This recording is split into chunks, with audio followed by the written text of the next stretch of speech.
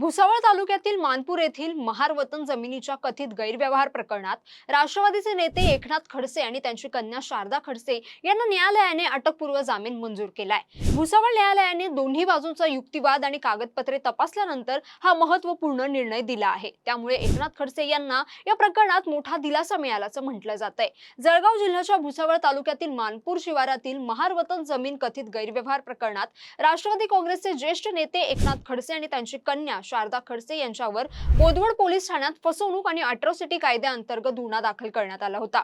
साल 2002 मध्ये तापी पूर्ण सहकारी साखर कारखान्याची उभारणी करण्याच्या नावाखाली मानपूर येथील चमेलाबाई तायडे आणि त्यांच्या कुटुंबियांची जमीन खरेदी केली होती। कारखान्यात नोकरी आणि चांगला मोबदला देण्याचं आश्वासन जमीन मालकांना देण्यात आलं होतं। या जमीनधारकांना उर्वरित रक्कम न देता तसेच प्रत्यक्षात साखर कारखाना देखील न उभारता ही जमीन शारदा खडसे यांच्या नावावर करण्यात आल्याचा आरोप एकनाथ खडसे यांच्यावर ठेवण्यात आला आहे।